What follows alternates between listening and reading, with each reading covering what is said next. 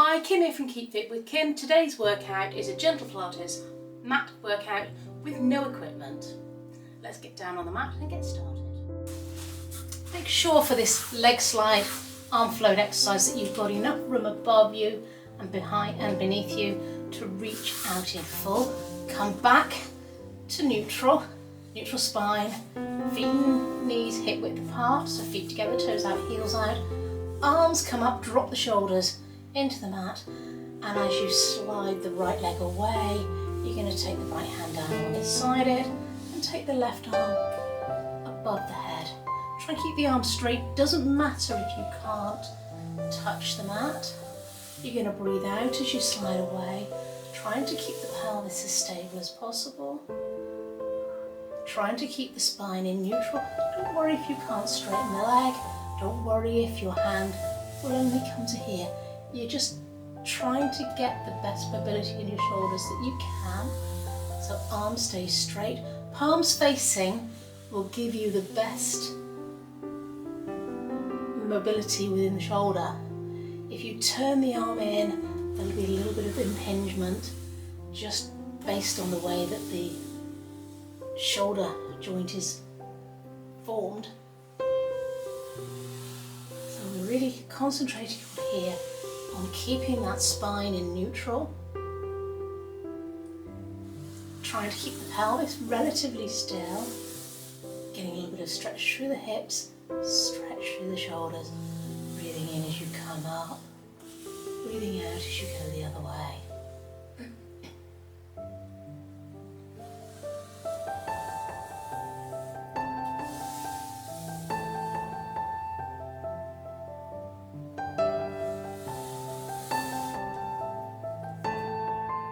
This is a shoulder mobility exercise. So we're going to start by grabbing the elbows and taking the forearms so they're above the neck, so just below your chin. And all you're going to do is take the arm towards the mat. So I'm sort of pulling on the elbow to take that arm towards the floor. Breathing in as I come up, breathing out as I go down. So think the sort of shoulder stretch we get when we take the arm across the body at the end of a workout sometime.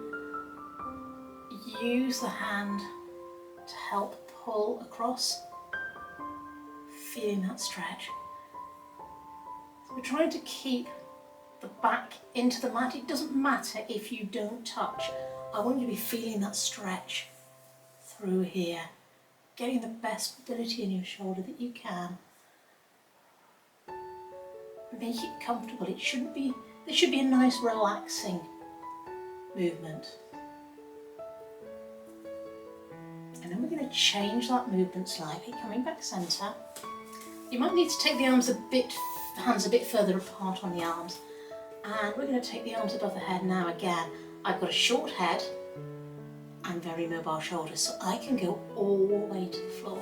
I'm keeping my rib cage down throughout this, and then back up and over. So, it doesn't matter if you only get to here. If that's as far as your body will let you go, that's absolutely fine. Remember, we're just trying to get our body more mobile and stronger. So this is a nice one for shoulder flexibility. Don't feel that because I can do it, you should be able to. I'm actually over mobile in my shoulder area.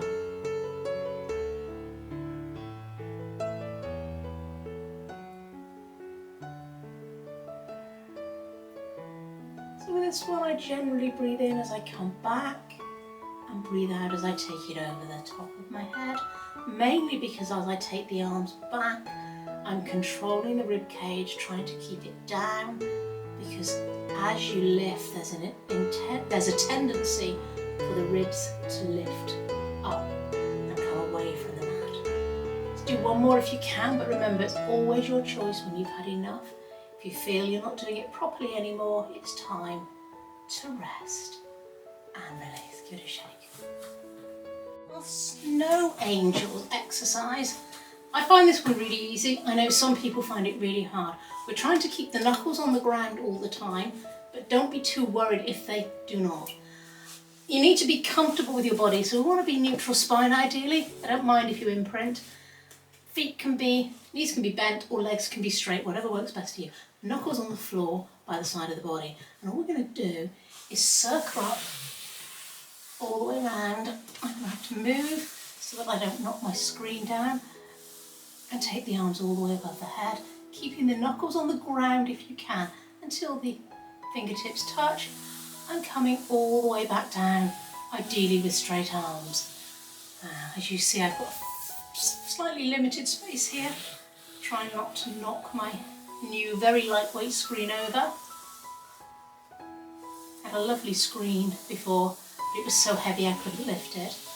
So I purchased a lightweight one, and that one falls over easily. You can't win.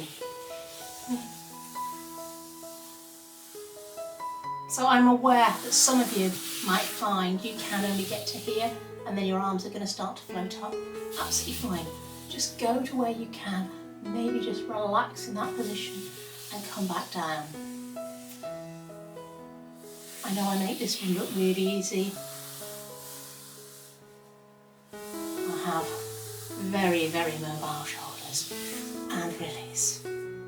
For the fan exercise, gives a lovely mobility through the shoulders. You need to start with the arms out by your side, and all you're going to do is take the arm over and touch the other side, come back centre and roll over to the other side, come back centre, rolling over to the other side, breathing out, breathing in, breathing out through the mouth, breathing in through the nose. You can let your buttocks come off the ground if you wish, or not if you don't. If you keep the buttocks on the ground, you're going to get a much more intense stretch through your lower back, which is why I'm letting my buttocks come up, and let that movement move a little bit more into the upper back, which is what I want to target myself today. One more each side. Well done.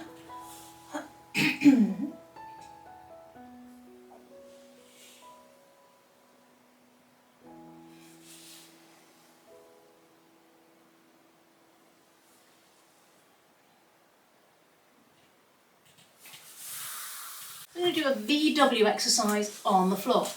Make sure you've got enough room to have your arms out in a big V shape on the floor, and you're going to bring the elbows in towards the body and squeeze them back up. Now you might find you have to have your arms a little bit wider. You're trying to keep the back of the hands on the mat. Now again, as I often say with any of the shoulder exercises, I have very good mobility in my shoulders and that area of my upper back. So I find this quite easy. You might find that your arms are coming away, that you're coming forward slightly. But particularly if you've got a rounded upper back, this is a really good exercise for mobilizing the upper back. Breathing out, breathing in. So we breathe out on effort, and the pulling in tends to be the hard part. And release. Is bring the leg up into tabletop and back down again. Really being aware of what's going on with your back. So maybe fingertips underneath, maybe hands on the pelvis. Breathing out. As you take the leg down, because that's the hardest part, you're going to breathe in as you lift up, out on the harder part of the exercise, in through the nose, and out through the mouth.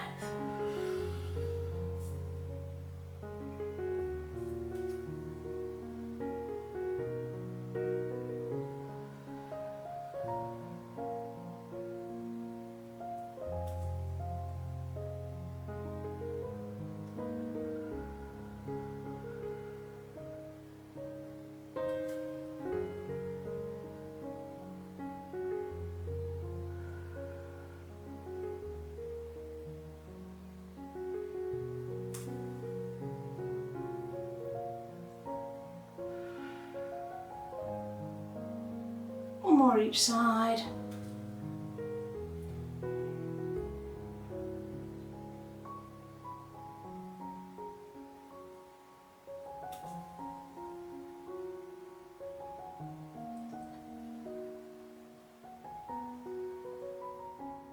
We're going to do windmills with the arms, so this is really good for your coordination.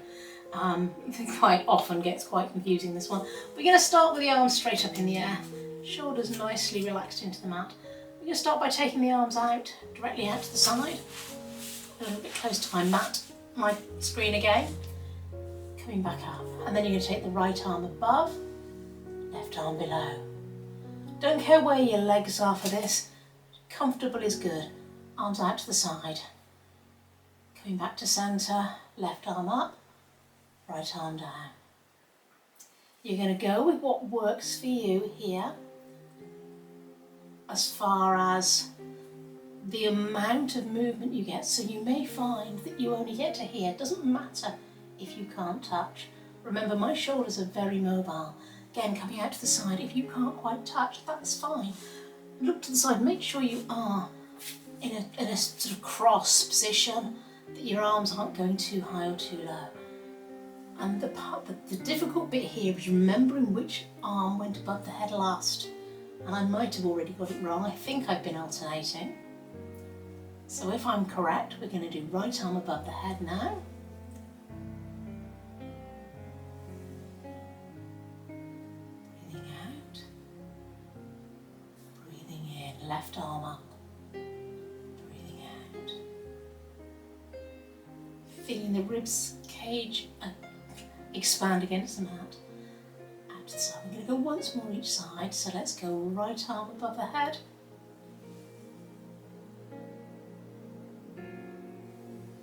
And out to the side. And left arm.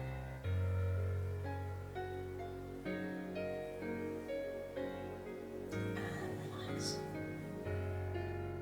The cat and cow, or cat and cow. Really lovely for mobility in the spine. You're going to find, depending on your posture type, you're going to find that you get a better rounding one way than the other.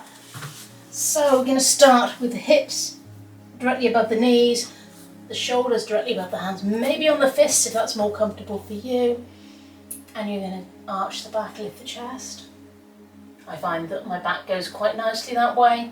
Coming the other way, which is the one that's better for me, but I find really hard. I'm going to arch up and look down towards my knees. So you're going to move between those two, thinking of lifting the chest, keeping the neck relaxed. Now, what feels really nice with this one is, particularly if like me you struggle with the lower back, is to stretch back a little bit to get that stretch through the lower back. What I find is with my posture type and my injury, I really find it hard to open up through my lower back, and it feels really nice to get that stretch almost back into a clamshell or a child's pose from yoga, where we open up through that lower back. You're going to go with what feels good for you here. Another thing that's really nice to do, we call rolling the barrel. We take the body around in one direction and back in the other. It's getting some nice lubrication and mobility in the lower back, but only if it's comfortable for you. And then looking side to side. So just getting movement in the back in every direction you possibly can, going with what feels comfortable for you. And then I like to finish by stretching back, reaching the hands forward and stretching through the arms. See you in the next workout. Bye for now.